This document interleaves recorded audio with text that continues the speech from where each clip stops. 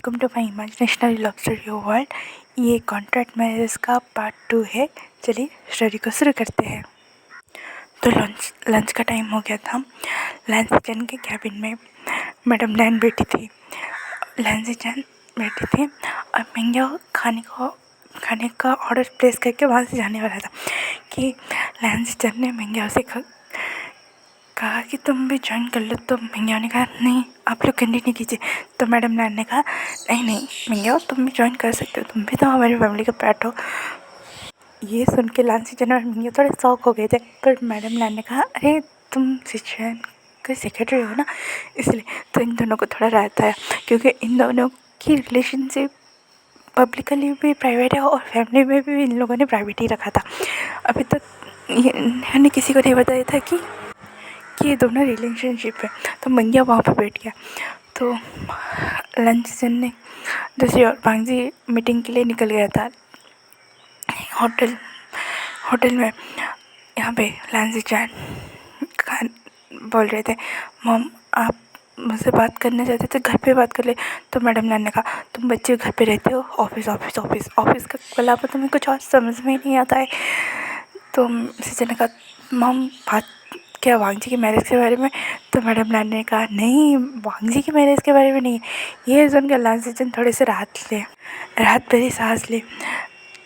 तो मैंगया ने कहा तो मैं यहाँ से चलता हूँ, शायद पर्सनल बात होगी। तो मैडम ने कहा नहीं कोई पर्सनल बात नहीं, तुम्हें तो जान के खुशी होगी कि तुम्हारी बॉस की शादी को फिक्स हो रही। ये सुन के मैंगया ने बोला बॉस बने वांगजी सर की। तो मैडम ने कहा नहीं तुम्हारी बॉस कौन है। तो मैंगया ने थोड़ा हिचकते हुए बोला लैंस सिचन सर। यह सुने बाद मैडम ने कहा सही कहा तुमने, मैं सिचन की शादी की बात करा। तुम दोनों तो एक तरह से मैडम सबको जानते हो गया ना। तो सिचन ने कहा मॉम आप मजाक कर रही हो ना। तो मैडम ने कहा मुझे मेरी शक्ल से लग रहा है मैं तो मैं मजाक कर रही हूँ, और वो भी मेरे बच्चों की मैरिज को लेके कभी नहीं। तो सिचन ने कहा मॉम आप ऐसा कैसे कर सकते हो। तो मिंगिया ने कहा ये मिंगिया वहाँ पर शांत था, उससे वो कुछ बोला ही नहीं चाहता। वो मैं ऐसा हो ही जा रहा था। मैडम ने कहा देखो सिस्टर तुम किसी से प्यार नहीं करते हो, ना ही तुम्हारे कोई बॉयफ्रेंड है या तुम्हारा कोई गर्लफ्रेंड है। ना ब्लाइंड डेट पे भेजने पर तुम काम का बहाना करके रह जाते हो। तो मैंने इसलिए तुम्हारा शादी भी फिक्स कर दिया है।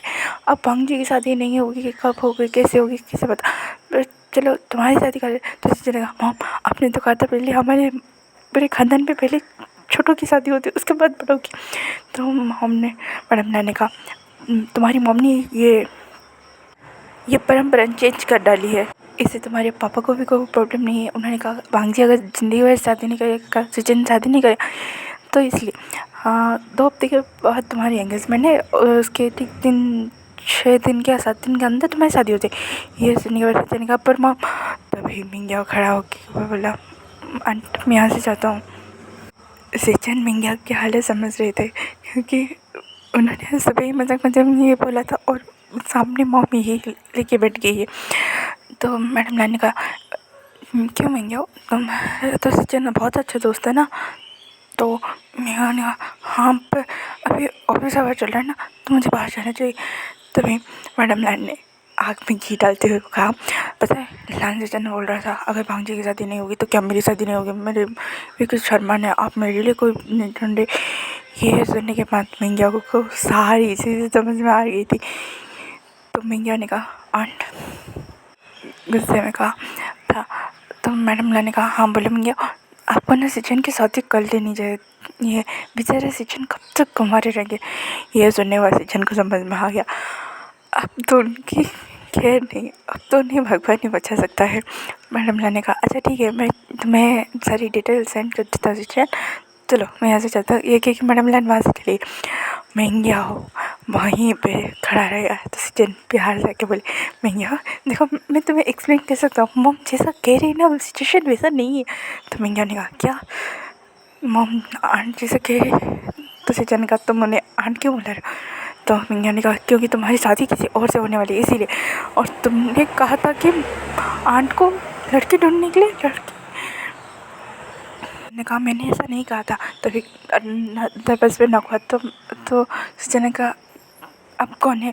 तो मैडम लाइन मैं हूँ।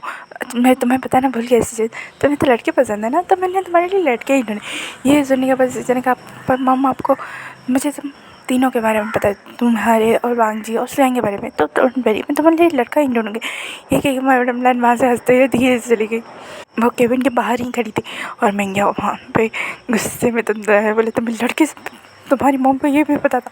मुझे लगा तुम्हारे घर पे वांगजी के बारे में जान के गुस्सा होंगे, इसलिए मैं इतने सालों से अपने रिलेशन को प्राइवेट रखा था। पर सचिन का मैंने कहा था कि तुम्हें प्राइवेट, तो मैंने कहा तुम्हें तो बात ही मत करो, तुम्हारी आइडिया थे, तुम ये नहीं बोल सकते थे कि मुझे शादी नहीं करनी है, नहीं मेरे पास और एक पार्टनर है, ये नहीं बोला जा सकता तो तुम्हें। तो सचिन ने कहा मैंने तुमने ये तो कहा था। तो मैंने ने कहा मैंने ये नहीं कहा था कि हमारी रिलेशनशिप को प्राइवेट रखते रखते तुम और एक के साथ शादी कर लो। तो सचिन ने कहा मैंने गुस्सा मत करो। तो मैंने ने कहा तुम्हारा क्या मैं अचार डालूँ? सचिन के बच्चे मैं तो तुम्हारे। उसके बाद मैं ने टेबल पे खाना था तो वाटर भी वही होगा, वाटर पे ग्लास पोर किया। जिसने कहा हाँ तुम पानी पी लो, तुम अपना गुस्सा शांत कर लो, हम बाद में। मैंने ने कहा सचिन तुम्हें लगता है मैं पानी पीने के लिए उठा रहा हूँ? तो सचिन ने कहा तो फिर। तो मैंने ने आईना देखा भाई ने देखा, पूरा जग ही उसके ऊपर उलट डाला। ये सुनने के बाद मेरे सचिन ने कहा मैं क्या? तब मैंने कहा मैं तुम्हारा नौकरी छोड़ता हूँ, मैं तुम्हें कल रजिस्ट्रेशन लेटर भेजाऊँगा और आज से तुम मुझसे बात भी मत करना। ये कि जैसे मैं बाहर जाने वाला था, मैं तभी मैडम लाइन अंदर रहते हुए अच्छा तो मेरा बॉयफ्रेंड्स का मैटर सॉल्व हो गया। ये सुनने के बाद से जन बोले मॉम आपको पता था? मैंने कहा आपको सब पता था? तो मैडम ने कहा हाँ 2 सालों से जब तुम लोगों ने डेटिंग स्टार्ट किया है तब से मुझे पता था। तो मुझे चलने का तो फिर यही सब क्यों? मैडम ने कहा क्योंकि तुमने खुद से मुझे नहीं बताया। तो मैंने कहा आंट मैंने। तो मैडम लाइन का आंट। तो मैंने कहा मॉम मैंने ही मना किया था, मुझे लगा मैं वो तो मैडम ने कहा मैं समझ सकता हूँ पर हमें हमारे बच्चों की खुशी ज़्यादा इम्पोर्टेंट है ना कि घर का बारिश। तो मैंने कहा पर मुझे आपसे और एक बात करनी है। तो मैडम ने कहा हम उसके बारे में बात करें, इस गधे को भी नहीं पता होगा। तो मैंने कहा आपको पता है मेरे बारे में? तो सचिन ने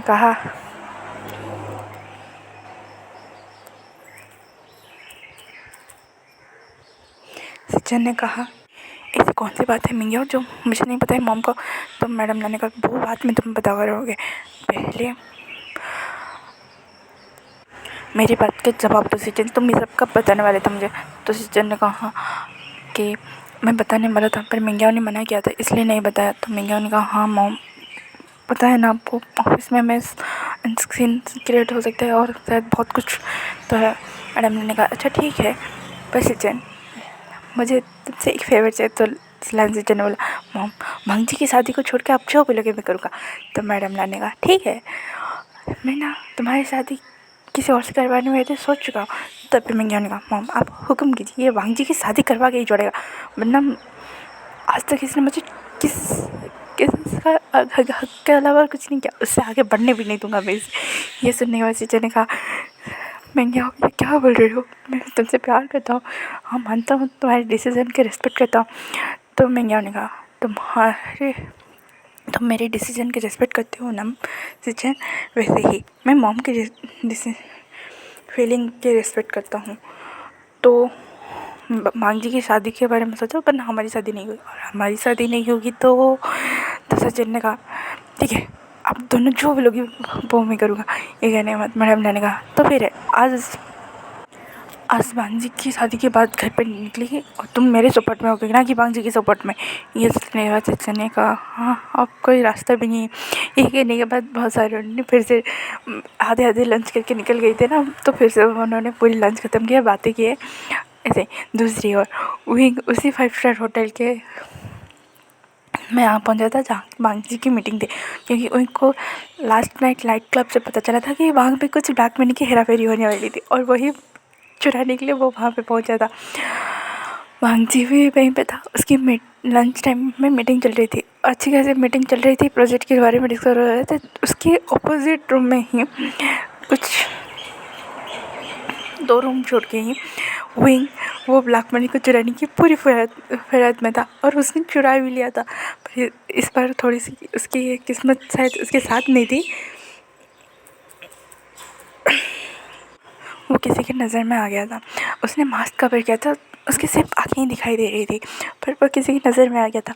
और ये जानने के बाद विंग वहाँ से भागा। वहाँ पे उसने सब कुछ ट्राई कर लिया, पर वहाँ पे एक रूम, जो वांगजी का रूम था, वहाँ पे ही एक टाइट सिक्योरिटी था और कहीं पे भी कुछ नहीं था। तो विंग को कुछ समझ में नहीं आ रहा था वो क्या करे, कहाँ जाए। इसलिए वहाँ पे सारे लोगों ने चारों ओर से घेर लिया था, पर वहाँ से जाने वाला ना जाने की कोई रास्ता ही नहीं थी। इसलिए वांगजी का मीटिंग ओवर हो गया था और वहाँ पे सुयंग और वांगजी लंच कर रहे थे। ऑब्वियसली उन्होंने क्लाइंट के साथ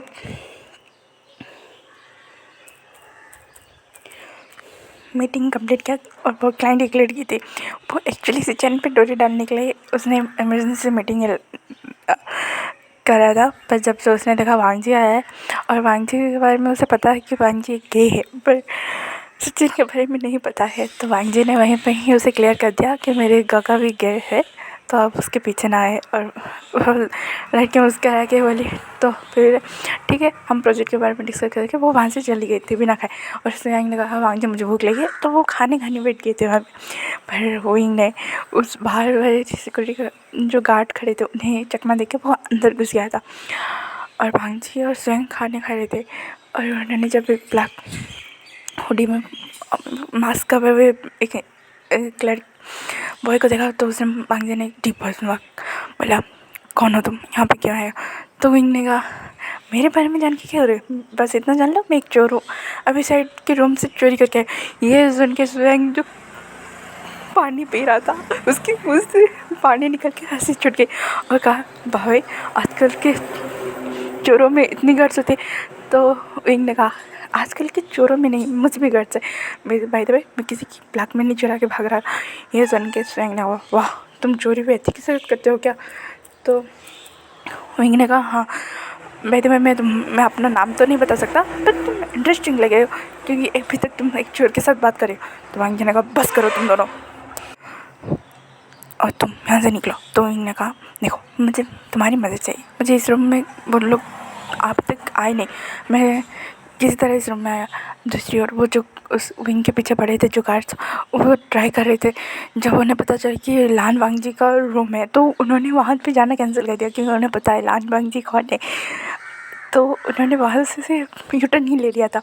तो विंग ने यहाँ पे कहा देखो अभी तक वो गार्ड मेरे पीछे नहीं है, मतलब ये रूम सेफ है, जैसे वो चले जाएंगे मैं भी यहाँ से चला जाऊँगा। तो वांगजी ने कहा दिखते तो अच्छे खासे हो, हाथ पैर भी सही है, काम करके पैसे कमा लो ना, चोरी करके क्यों मारो। तो विंग ने कहा ये तुम्हारा काम नहीं है ये, और ये तुम्हारे बिजनेस में नहीं है, बस मैंने तुम्हें हेल्प मांगा और मैं किसी का हार्ड वर्किंग का पैसा नहीं चुरा रही हूँ, ब्लैक मनी है उन्होंने गलत तरीके से कमाया वही चुरा रही हूँ। तो वांगजी ने कहा तुम्हें कैसे पता? तो विंग ने कहा मैं चोर हूँ पर एथिक्स से हूँ। तो वांगजी ने हंसने लगा एक स्मार्ट क्या जो एक साइकेटिक्स में क्या। तो विंग ने कहा तुम्हें बताना बेकार ही है, तुम अमीर लोग क्या जानो। तो स्वयं ने कहा तुम्हें जैसे पता है हमारे बारे। तो विंग ने कहा तुम्हारे बारे में जान के क्या करना है, वैसे तुम तो भी उन्हीं की कैटेगरी में। तो स्वयं ने कहा माइंड योर लैंग्वेज, हम वैसे नहीं है। तो विंग ने कहा ओ तो तुम सर बोल रहे हो, चलो चलिए। ये कहने के बाद विंग ने वहाँ से थोड़ा धक्का झकी किया और विंडो को देखा और विंडो से एक पाइप बना था। वांगजी जहाँ पे मीटिंग कर रहा था वो 2 माले के ऊपर था। तो विंग ने कहा चलो यहाँ से कूद सकती हो। ये कहने के बाद विंग ने कहा पागल हो गया।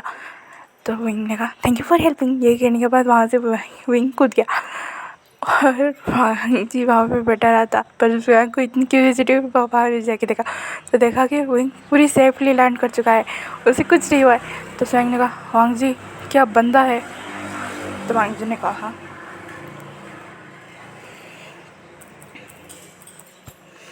पता नहीं, पर उसकी आवाज़। तो स्वयं ने कहा अब यह मत बोलना कि उसकी जैसी थी।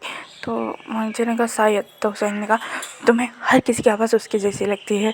तो वांगजी ने कहा सही कहा। ये कहने के बाद वांगजी और स्वयं निकल गए थे।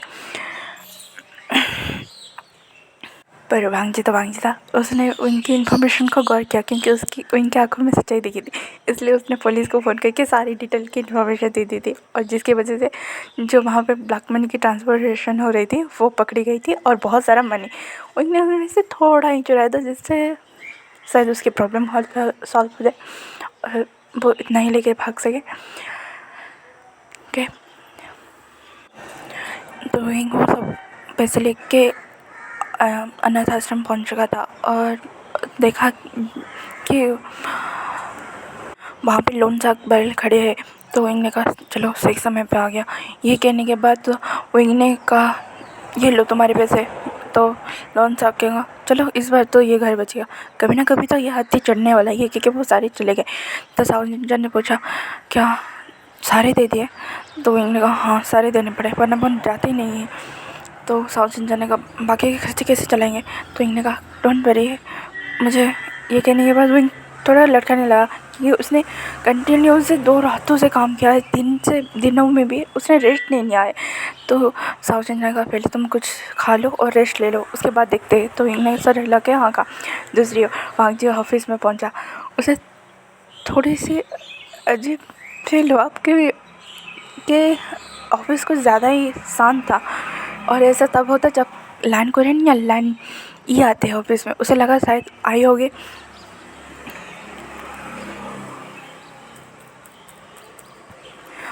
फिर भी वो सारी बातों को इग्नोर करके लैंड सिचन के कैबिन पर पहुंचा और कहा क्या मॉम यहाँ पे आई थी? तो लैंड सिचन ने बात को मानते हुए बोला नहीं, अच्छा बताओ मीटिंग कैसी है? तो वांगजी ने सारी सिचुएशन बता दी। महंगा और तो लैंड सिचन को गुरे जा रहा था कि सारी दुनिया के लड़के और लड़कियाँ इसके पीछे ही पड़े हुए हैं, इसके भाई के पीछे क्यों नहीं पड़ते हैं? तो लैंड सिचन जैसे समझ गए और वांगजी ने कहा अच्छा वांगजी तुम अपना काम करो, मैं बाकी किसी से देख देती हूँ। और जब वांगजी किसी देखते जाते ही लैंड सिचन ने कहा क्योंकि वांगजी उन्हें अपनी पोकर एंड कोट फिर से भगा देता है। ये सुनने के बाद मैं क्या मुझे काम है, ये कहने के बाद वो वहाँ से भाग गया। और यहाँ पे सोयांग और वांगजी अपने अपने काम पे लग गए। मैडम लैंड घर पहुँच है और कुरेन से कहा मेरा ट्रम्प कार्ड मैंने यूज़ कर लिया, जो 2 साल से मुझे पता था, मैंने आज उसका इस्तेमाल किया। तो कुरेन ने कहा कौन सा? तुमने सिचन के घर बॉयफ्रेंड का यूज़ किया? तुम मैडम लैंड ने कहा हाँ मैंने वही यूज़ किया। तो लैंड कुरेन बोले तुम्हें ये बात 2 सालों से पता थी, तो तुमने ये आज ही यूज़ किया क्या? क्यों क्या? तो मैडम ने कहा सोचा था वांगजी ऐसे नहीं तो वैसे मान जाएगा, पर उसने नहीं माना। अब तो उससे की शादी फोर्सफुली करवा के ही छोड़ूंगी। यही कहने के बाद वहाँ से मैडम नानी जाते हुए बोली अगर तुम आज चुपचाप बैठे रहे कुरैन, तुमने वांगजी के सपोर्ट में ना बोला या मेरे सपोर्ट पे भी नहीं, कुछ नहीं बोल के हमेशा कहते रहो चुपचाप बैठे रहे, तो मैं तुम्हें घर से निकाल दूँगी। ये कहने के बाद वो अपने रूम में चली गई। और कुरैन बोले हम लान जिंदगी में एक ही बार प्यार करते और एक ही बार शादी करते, और इसी चक्कर में हमें ये सब कुछ सहना पड़ता है। ये कहने के बाद वो वहाँ से चले गए। और रात का टाइम है।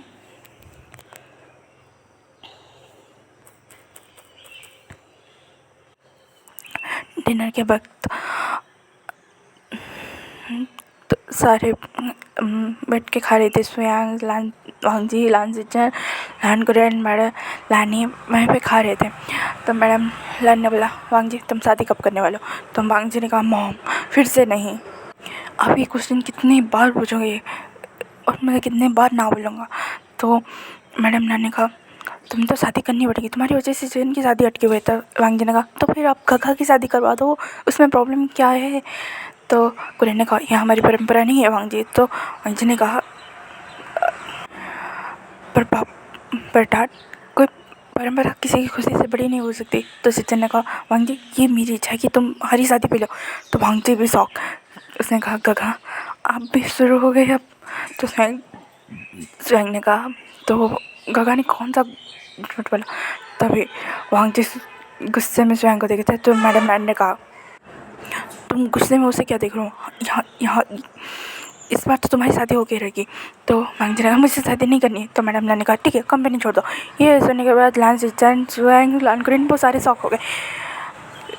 तो वांगजी ने कहा आप सच में चाहते हैं मैं कंपनी छोड़ दूँ? तो लैंडी ने कहा हाँ छोड़।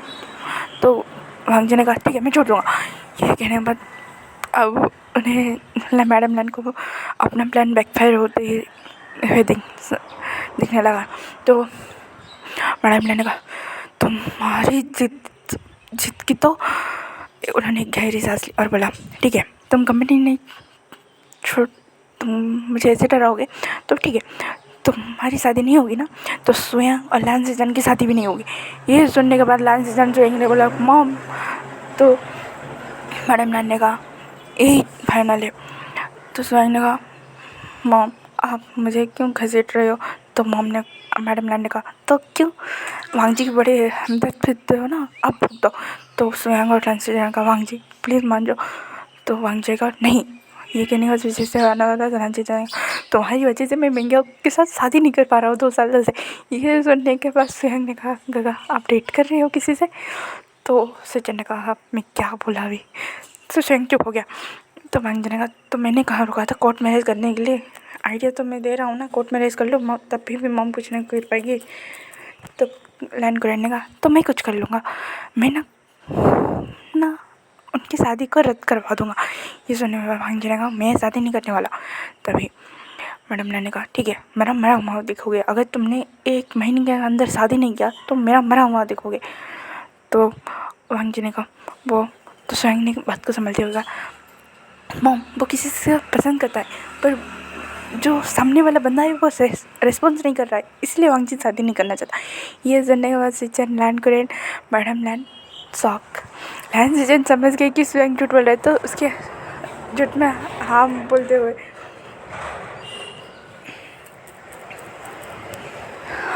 बोले मम मुझे ये बात बता दी पर मुझे लगा वांगजी आपको बताना चाहेगा। ये सुनने के बाद वांगजी भी भाई मैं तो प्यार करता हूँ मानता हूँ पर वो बंदा रिस्पॉन्स नहीं कर रहा है, वो बंदा मुझे पता ही नहीं, मन में बोल रहा था। तभी मैडम ने कहा तो उसे मनाओ और 1 महीने के अंदर मुझे एटलीस्ट उसे मिलाने के लिए लिखा। तो लैन को रहने पर ये कहा, ये कहने के बाद वो दोनों वहाँ से चले गए। तभी स्वयं को एक डेथ क्लियर अपने ऊपर महसूस हुआ। तो उसने कहा वांगजी हम ऑफिस में बात करेंगे। सिचन ने भी कहा हाँ वांगजी हम ऑफिस में बात करेंगे। ये कहने के बाद वो दोनों वहाँ से निकल गए। वांगजी बोल रहे ये दोनों ने मुझे कहाँ फंसा दिया। तो आज का पार्ट यहीं पे ख़त्म करते हैं, फिर मिलेंगे कल के पार्ट में।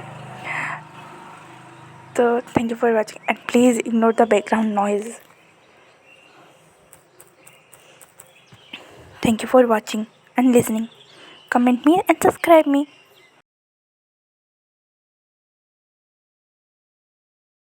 Thanks for watching. Bye bye cuties and sweeties.